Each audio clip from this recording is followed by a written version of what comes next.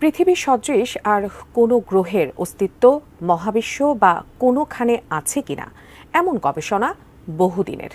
এই প্রশ্নের উত্তর খুঁজে পেতে মরিয়া বিজ্ঞানীরা। এবার যেন এই প্রশ্নেরই উত্তর মিলল। সম্প্রতি পৃথিবীর কাছাকাছি বাসযোগ্য নতুন এক গ্রহের সন্ধান পাওয়া গিয়েছে বলে জানিয়েছেন বিজ্ঞানীরা। কোথায় মিলল এমন গ্রহের সন্ধান, কেমনই বা তার প্রকৃতি, জানাচ্ছেন সহকর্মী সাইমন প্রভা। তাত্ত্বিকভাবে বলা চলে বসবাসযোগ্য নতুন একটি গ্রহ আবিষ্কার করেছেন বিজ্ঞানীরা।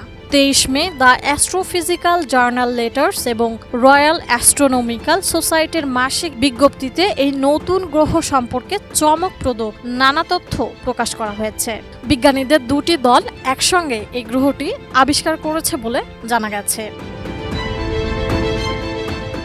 বিজ্ঞানীরা এর নাম দিয়েছেন গ্লিস 12b।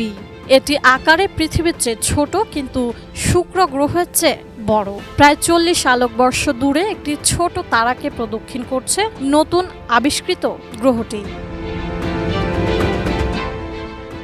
বিজ্ঞানীরা জানিয়েছেন গ্রহটি প্রতি 12.8 দিনে তার কক্ষপথ ভ্রমণ সম্পন্ন করছে। মহাকাশের দিক থেকে বিবেচনা করলে গ্লিস 12b গ্রহটি 40 আলোকবর্ষ দূরে রয়েছে। সেখানে পৌঁছাতে সবচেয়ে দ্রুত গতির মহাকাশযানের সময় লাগবে প্রায় 3 লাখ বছর।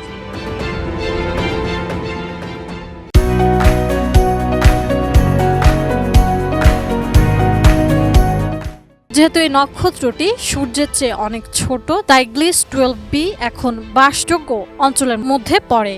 নতুন গ্রহে বায়ুমণ্ডল নেই ধরে বিজ্ঞানীরা এর পৃষ্ঠের তাপমাত্রা প্রায় 107 ডিগ্রি ফারেনহাইট অথবা 42 ডিগ্রি সেলসিয়াস গণনা করেছেন।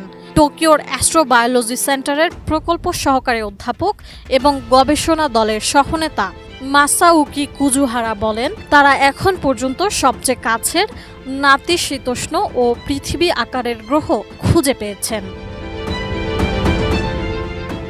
এই গ্রহের বায়ুমণ্ডল আছে কিনা কিংবা থাকলেও তার প্রকৃতি কেমন তা জানার চেষ্টা করছেন বিজ্ঞানীরা। বিশেষ করে সেখানে পানির কোনো অস্তিত্ব রয়েছে কিনা তা নির্ধারণে বিশ্লেষণ শুরু করেছেন বিজ্ঞানীরা।